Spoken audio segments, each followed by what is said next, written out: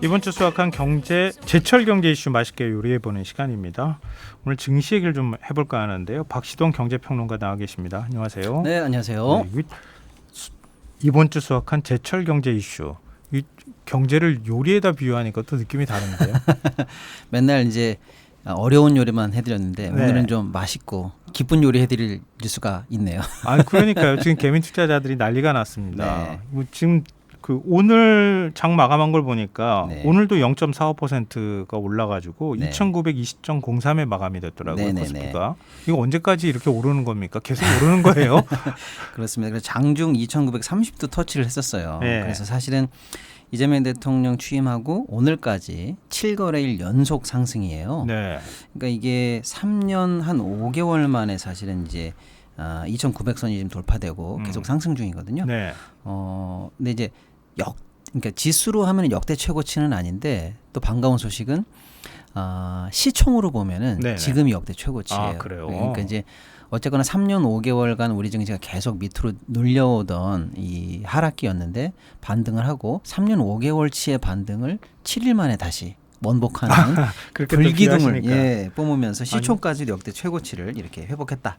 현재 상황은 이렇다 좀 일단 좀 늦었지만 말씀드리겠네요. 네. 지금이라도 주식 투자 나도 뭐 뛰어들어 봐야 되는 거 아닌가? ETF라도 사야 되는 거 아닌가? 뭐 이런 생각이 들 정도예요. 네. 근데 왜 이렇게 오르는 거예요? 뭐 여러 가지 이유가 있지 않겠습니까? 그렇습니다. 일단은 이재명 대통령이 후보 때부터 약속했던 시장 개혁 조치랄까요? 시장 정상화 조치에 대해 네. 시장이 신뢰와 기대감을 보인다.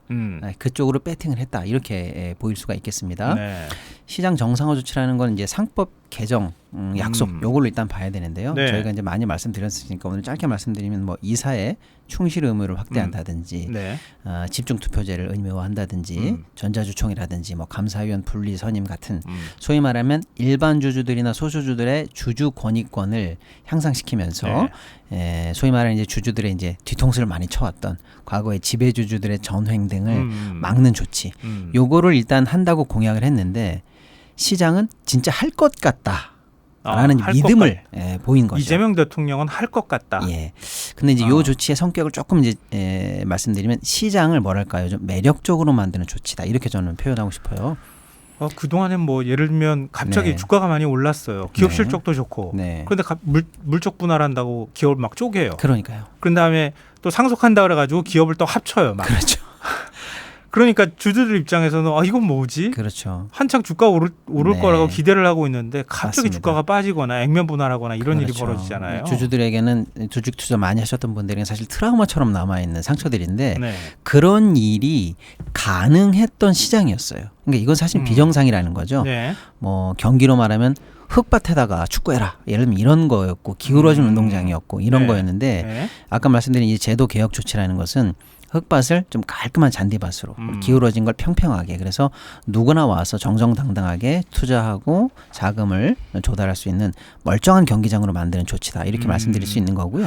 또 네, 하나는 말씀하세요. 요거는 이제 경기장을 예쁘게 만드는 조치였다라고 하면은 이제 예. 그 안에서 예. 그야말로 이제 증시를 붐업 시키는 네. 그런 조치가 또 이제 따라 붙고 있는데요. 네. 예를 들어서 이제 저 PBR 주식을 이제 퇴출 원활하게 하겠다라는 건데 저 PBR 주식이라는 건 쉽게 말하면 오늘 당장 팔아도 되는 이 청산 가치가 100원이라고 하면 예를 들면 그 회사의 시총을 다 합치면 500원이에요. 그러니까 50원인 거죠. 예, 그러니까 예. 이거는 뭐 장부가보다도 시총이 억눌려 있다. 이거 비정상이거든요. 그런 주식을 정상화한다. 그건 결국에는 주식시장에서 퇴출시키겠다. 퇴출되거나 아니면 PBR 1에 수렴하도록 조치를 예. 해라라는 거거든요. 예. 그러면 이제 예를 들면 0.5가 PBR이 0.5가 1만 돼도 산술적으로는 2배 상승이거든요. 네. 엄청난 거죠, 사실은. 그렇게 해서 PBR 관련한 개선, 이건 이제 펌핑업하는 밸류업하는 조치고요. 예. 또 하나는 이제 자사주 관련해서 예. 의무 소각을 좀 하겠다라는 거고, 또 하나는 어저께 직접 이제 대통령께서 직접 말씀하신 게 뭐냐? 배당 관련해서 네. 분리과세를 통해서 주주들에게 이익이 확실하게 돌아갈 수 있도록 하겠다.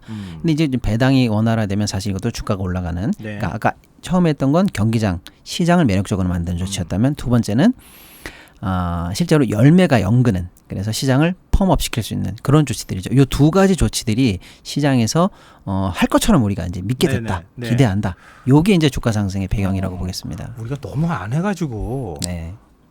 조금만 해도 지금 반응이 확확 나오는 상황 아닌가 싶은데요. 네. 또 정반대 쪽에서 바라볼 때는 상법 개정안도 마찬가지고 지금 자사주 매각도 그렇고 이 기업 오너들이 네. 이제는 배당이라든가 주주 눈치만 보다가 생산성을 높이기 위한 투자하는 것은 소홀히 하는 거 아니냐. 외국 같은 경우에는 그런 부작용이 나타나잖아요. 네네네. 그런 우려에 대해서는 어떻게 보세요? 그렇습니다. 이제 그런 조치들이 뭐 맞는 칼이다. 그래서 일로만 가면 뭐 세상이 좋아진다. 뭐 항상 그렇게 보기는 어렵죠. 예. 예를 들어서 이제 자사주 소각 같은 경우에도 우리는 자사주를 매입해서 그게 이제 의결권을 보강하는 지배주주들의 약간 숨겨진 꼼수로 활용되니까 문제였는데 네네. 예를 들어서 뭐 워렌 버핏 같은 경우에도 주가가 나죠? 그럼 우리 자사주 사서 주가 띄워야지. 이렇게 해서 같은 자사주 매입도 이걸 잘 쓰기만 하면 꼭 소각을 안 해도 되는 경우도 있거든요. 네네. 그동안은 이 제도를 우리가 지배주주들의 이제 그 소위 말하는 이제 과도한 그 지분 경영의 이 지분율을 높이는 꼼수로 많이 써와서 문제였던 건데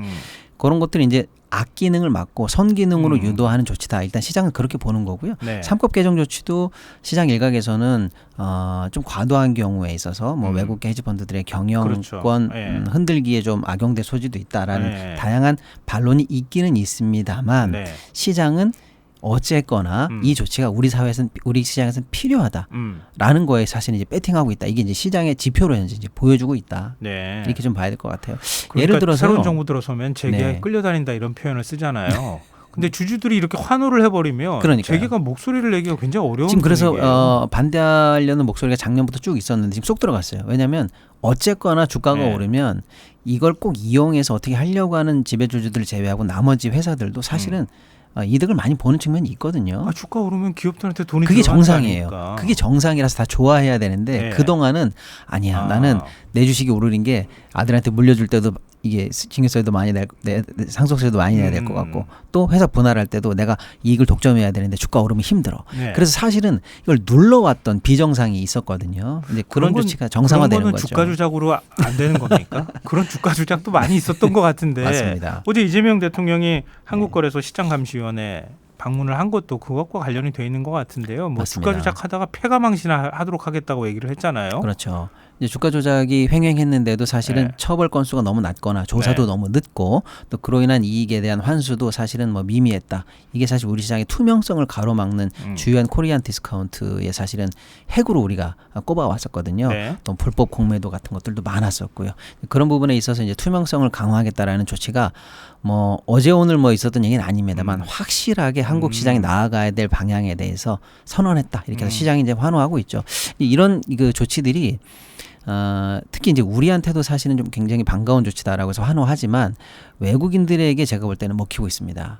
그래서 지금 이제 작년부터 쭉 9개월간 네. 외국인 투자자들이 약 연속 매도를 9개월 정도 했었거든요. 네네. 근데 지금 이 조치가 현실화될 것처럼 일단 외국인들이 받아들이니까 5월 달에만 약 2조 정도 순매수를 했고요. 지금 이재명 대통령 취임하고 지금 6일 정도 거래일 만에 4조 이상 순매수를 기록하는 등 쉽게 말하면 한국 시장에 대해서 떠났던 외국인들이 긍정적 시선으로 현재 매수세로 유입이 되고 있다. 이렇게 볼 수가 있어요. 지표로. 그게 예. 그동안에 우리는 아시아 시장 네. 일본 쳐다보면서 야 부럽다 그랬었죠. 이렇게 했는데 우리가 지금 제일 많이 네. 오르고 있어요. 네. 다른데 일본에서 우리를 보면서 부럽다 이런 얘기가 나오는 거 아닌가? 실제로 최근 일주일간 이 지수 상승률을 보면 우리가 세계 1등입니다. 예. 그야말로 이제 상점벽해죠. 근데 미중 네. 무역 갈등이 조금 완화되거나 이런 것도 영향이 있는 맞습니다. 거죠. 그 외에 사실 이제 시장을 이 밖으로 둘러싸고 있는 여러 환경들도 마침 이제 삼박자를 맞춰가고 있는 게 뭐냐면 네. 하나는 이제 미중 갈등이 어쨌거나 저점을 찍고 그래도 봉합되는 거 아니냐라고 해서 우려를 많이 씻어주고 있고요. 네. 또 하나의 이제 좋은 어떤 그 환경은 뭐냐면 환율이 외국인 투자자들이 투자하기에 좋은 상황으로 현재 맞아지고 있어요. 예를 들어서 이제 그동안 사실은 환율이 1,500을 가냐 마냐 했었는데 이제는 이제 안정적으로 일단 원화 절상 그리고 달러 약세 이 흐름이 잡히다 보니까 외국인들 네. 입장에서는 매력적인 환경이 조성되고 있다 이렇게 볼 여지가 있는 겁니다. 네. 앞서 제가 이재명 대통령이 시장감시위원회 방문했다 이렇게 말씀을 드렸는데요. 당시 방문했을 때 어떤 발언을 했는지 좀 듣고 얘기 이어가도록 하겠습니다. 네. 부동산 내 버금가는 대체 투자 수단으로 좀 만들면 뭐 기업들이 자본 조달도 좀 쉬울 거고 대한민국 경제 전체가 선순환되지 않을까. 지금 이렇게 일종의 이제 주시장이 활성화되면 기업한테도 네. 도움이 된다 이런 네. 거고 아까도 말씀하셨던 것처럼 기업 입장에서 상법 개정안 반대하고 싶은데 또 주가가 막 오르고 있으니까 막 반대하기도 어렵고 네. 이 양쪽에 좀 끼어 있는 상황인 것 같은데요. 일단 주주 입장에선 내가 주식 사가지고 갖고 있으면 갖고 있어도 배당을 받는다 그러면은 네. 적금 드는 것보다 낫잖아요. 아, 그럼요. 이재명 대통령도 아주 중요한 부분을 멘트했다 저는 그렇게 보고 방금 우리 앵커님도 참 좋은 말씀해 주셨는데 사실 우리나라 이 자산 시장의 이 비중에 있어서의 불균형이 세계 1등입니다. 뭐냐면 네. 부동산이 거의 네. 70%예요. 네. 그리고 금융자산이 30인데 미국 같은 경우는 정확히 반대입니다. 금융자산이 음. 70이고 부동산이 20대예요. 그러니까 이제 얼마나 우리가 왜곡돼 있는지 볼 수가 있는데 네. 그동안은 부동산 하지 마라 해도 안 되죠 그게. 왜냐하면 부동산 불패시나를 경험으로 느꼈고 그렇죠. 네. 자산시장에서는 오히려 그러니까 금융시장에서는 오히려 뒤통수를 많이 맞아왔었거든요. 말로는 안 됩니다. 그런데 일단은 이재명 대통령 멘트처럼 우리가 금융시장, 자본시장에서의 성공 경험을 이제 만들어내야 네. 그 큰 흐름의 그렇죠. 물줄기를 이쪽으로 돌릴 수가 있거든요. 그래 집값도 이제 집값 좀 그만 올랐으면 좋겠어요. 그렇습니다. 계속 또 더 오른다 맞습니다. 그러잖아요. 근데 이제 그 경험이 성공이 되면 단순히 금융시장에서 돈 번 분들은 아우 나는 뭐 쏠쏠했어 이게 문제가 아니고요. 예를 들면 이제 스타트업 같은 것도 생태계가 드디어 이제 활성화를 띠게 됩니다. 그렇죠. 우리도 조금만 성장하면 이제 네. 한국 시장에서 유니콘 기업으로 클 수 있어. 큰 부를 만질 수 있어. 그럼 이제 스타트업 생태계, 벤처 캐피탈이 돌아가거든요. 굉장히 중요한 산업계에 있어서의 중요한 모멘텀의 전환이죠. 그렇죠. 창업 벤처캐피탈이 생태계가 만들어져가지고 그럼요. 상장해버리면 그렇죠. 주가가 뛴다고 보면 막 서로 투자하려고 바로 하는 거 그겁니다. 아니겠습니까? 그 이제 그런 시장이 최근 한 3년간 확실하게 이제 좀 다운됐었거든요. 이제 그거를 다시 이제 생태계를 살리는 의미도 있고요. 비단 그 스타트업뿐만 아니라 지금 대기업도 사실은 굉장히 중요한 변곡점을 맞는데요. 네. 우리가 사실은 중국과의 경쟁 속에서 놓여 있거든요. 자동차, 가전, 그렇죠. 뭐 2차 전지, 석유화학 등등등. 그런데 사실은 치킨 게임에 들어갔다는 게 맞는 것 같습니다. 아직은 확실하게 누가 세계를 제패하는지 조금 미정인 상황에서 이 어려운 경제 상황에서 버티게 들어갔거든요. 네. 이때는 사실은 쩐의 전쟁입니다. 근데 지금 우리랑 경쟁 관계에 있는 중국 회사들이요. 홍콩이라든지 중국 본토에서 연일 자금 조달을 조 단위씩 5조, 6조, 8조, 9조씩 하면서 실탄을 마련하고 있으면서 버티는데 중요한 지금 어떤 그 충전을 하고 있거든요. 네. 근데 우리 시장을 올해 한번 보시면요. 삼성 SDI 정도가 겨우 1, 2조 유증한 데 성공했고 네. 대기업들도 우리 시장에서 자금 조달이 쉽지 않아요. 그래서 회사채로 돌리기도 어렵고 그래서 은행을 상대로 겨우 대출로 연명한다든지 이런 정도밖에 못하고 있거든요. 그렇죠. 근데 우리가 예. 자본시장이 정상화되면 우리 대기업들도 여기서 자금 조달이 가능해진다면요. 그렇죠. 충분히 우리도 그 효용을 대기업들도 산업계도 누릴 수가 있거든요. 그러니까 이 자본시장 정상화가 여러 가지 의미에서 의미가 크다. 그래서 단순히 부의 편중뿐만 아니라 산업의 어떤 재기능을 살리는 데도 굉장히 도움이 된다. 우리 경제 살리기에 첫 어떻게 보면 실타래가 여기서 풀려야 된다 이렇게 좀 볼 수 있겠죠. 예. 그럼 코스피 3천 이달 내 코스피 3천은요. 사실은 우리 시장이 저평가되어 있는데 PBR이 뭐 0.8밖에 안 된다 이런 얘기 많이 듣거든요. 평균적으로. 네. 근데 그걸 그냥 정상이 사실은 1에서 출발해야 정상 아니겠습니까? 그렇죠. 1만 돼도 3천은 됩니다. 음. 그리고 지금 주가는요. 무려 5년 전 주가예요. 그러니까 이걸 정상화할 수 있다는 기대감, PBR이 1만 된다는 기대감만 돼도 3천은 충분하다 이렇게 보고요. 오히려 3천 이상, 4천이나 3천 중반대가 어떻게 갈 건가가 이제 시장에서는 관전 포인트가 되겠습니다. 알겠습니다. 네네. 제가 투자해 보겠습니다. 이만은 차마 제가 못하겠는데 많은 분들이 좀 기대하실 것 같고요. 네. 자, 그럼 원화 스테이블 코인 얘기 좀 해봤으면 좋겠어요. 네. 이것도 사실은 1시간을 얘기해도 모자랄 거긴 맞습니다. 하지만 어려운 주제인데요. 남아있는 시간이 네. 한 5분도 지금 안 돼가지고요. 네. 최대한 아주 핵심만 네. 요점만 정리해줬으면 좋겠는데요. 그렇습니다. 원화 스테이블 코인이 어떤 겁니까? 그러니까 지금 사실 원화 코인을 논의하는 배경은 미국에서 이 달러 베이스 스테이블 코인이 사실은 어마어마하게 좀 활성화되어 있고 인기거든요. 네. 그러니까 1달러를 주면 코인 하나를 줄게. 이 거래가 어마어마하게 활성화되고 있어요. 네. 그러니까 이제 이걸 구경하던 우리 입장에서는 그래? 그럼 여길 계속 내버려 둘 건가? 우리도 우리 통화에 기반한 코인을 만들어서 코인 하나와 원화의 가치가 패깅이 돼가지고 딱 고정화되는 안정적인 코인을 만들면 우리도 좋지 않을까? 이런 논의가 늘 있어 왔는데 왜 갑자기 화두가 됐냐면요. 네. 어저께 이제 민주당에서 법안 발의를 했습니다. 근데 당초에 우리가 예상하던 그래 그럼 코인을 발행하려면 네. 그래도 자본금이 이 정도는 돼야지 한 그렇죠. 50억은 돼야 되지 않아? 예. 이런 다양한 안전 조치들이 필요했는데 예. 민주당 법안 발의를 보니까 이 여러 가지 허들을 확 낮춘 법안이 발의가 된 거예요. 그러면 뭐야? 갑자기 이게 누구나 참여할 수 있거나 시장이 조성되는 속도가 굉장히 빨라지겠는 걸? 예. 이래서 어제 갑자기 화두가 됐습니다. 예. 근데 그 스테이블 코인을 발행할 때 네. 발행하는 기관이 조금 안정적이어야 되는 거 아닙니까? 맞습니다. 예를 들면 기존의 금융권에 있는 기관이 발행할 수 있도록 해준다거나 그렇죠. 그렇게 해야 되는데 아니면 스테이블 코인을 발행하려면 자산을 그만큼을 뭐 담보로 제공한다거나 그렇죠. 이렇게 해야 되는 거잖아요. 맞습니다. 기존에 우리가 보통 그런 관념을 갖고 있죠. 그게 사실은 한국은행이 시장을 바라보는 시선과 사실은 유사한데요. 네. 한국은행은 가만히 있어보자. 1,000원을 주면 코인 하나를 줘? 그럼 그 코인은 1,000원과 가치가 일치해? 거의 화폐에 준하네. 그렇죠. 라고 해서 한국은행은 그걸 화폐로 본다는 거예요.